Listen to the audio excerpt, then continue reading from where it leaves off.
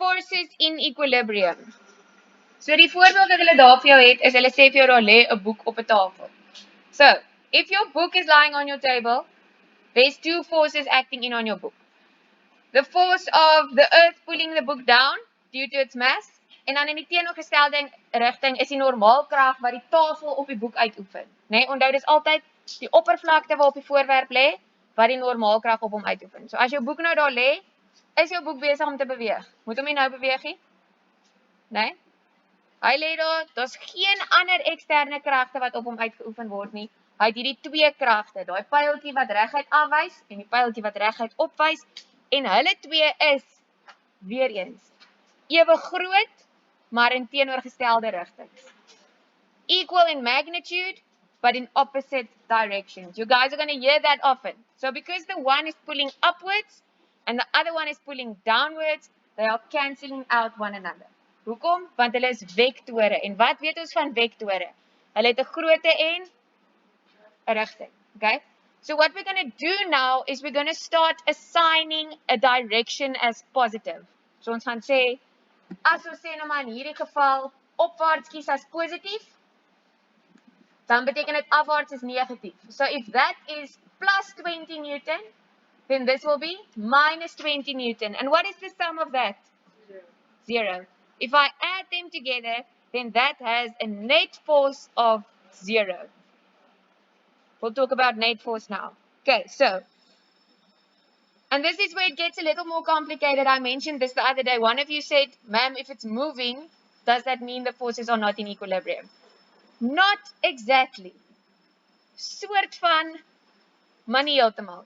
Okay, want 'n voorwerp is in equilibrium as daar niks gebeur nie. If it's standing still. Dis die maklike een. Okay, dan beteken dit al die kragte op al die asse is in equilibrium met mekaar. Maar ook as hy teen 'n konstante snelheid beweeg.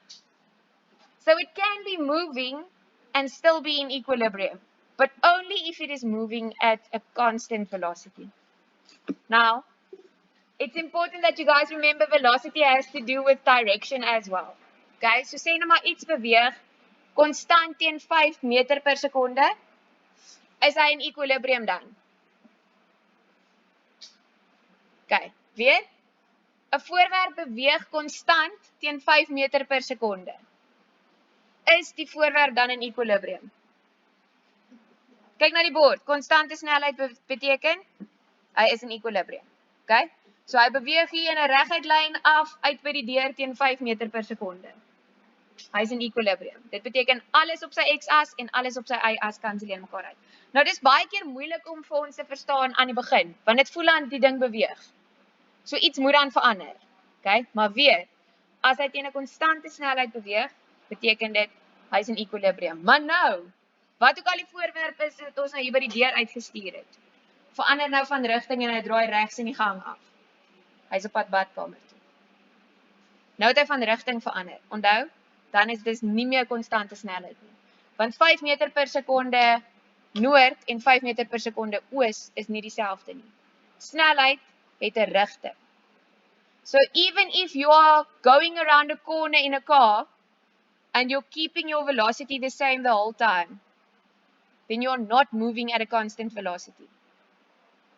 Nee? Want jy het verander van ek ry teen 5 meter per sekonde in hierdie rigting, na ek ry teen 5 meter per sekonde in daai rigting. But we'll go into more detail on that later. Okay. Resultante kragte beteken ons gaan kyk na vektore, maar in hierdie geval spesifiek kragte. Okay, so you can do this with any vectors, but in this case we are going to look specifically only at forces. Can be calculated when more than one force simultaneously acts on an object. En hier is waar ons vryliggaamdiagramme gaan inkom. So jy gaan jou x en jou y-as hê. Jy gaan 'n rigting as positief kies op die x-as en die ander rigting is negatief. You're going to pick a direction as positive on the y-axis and the other direction will be negative. And then you are going to start adding them together. As simple as adding things together. Okay, dit hoef nie meer ingewikkeld as dit gewees het. Goed, hulle sê vir jou, the resultant vector is the vector sum of all the vectors acting on the object. The word vector sum here Vektorsom beteken maar net, jy neem hulle rigting in ag. Hoe neem ons die rigting in ag? Ons kies een rigting as positief en die ander rigting as negatief.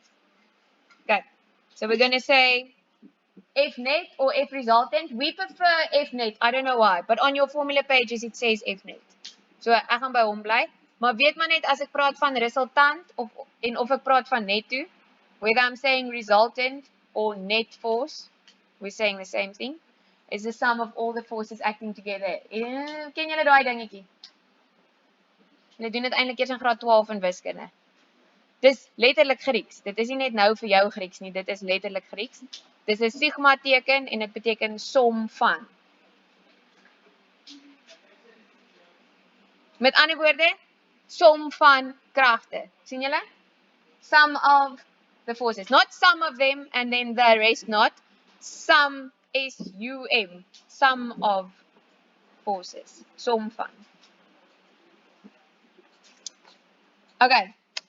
En daar gaan ons eers stop, want ek gaan eers nadat ons Newton se wette gedoen het, terugkom na die kop aan stert en stert aan stert en dis 'n gemors. Okay, so for now, we are going to keep this in the back of our minds. Julle het nou Forces 101 gedoen, die introduction to vectors and forces.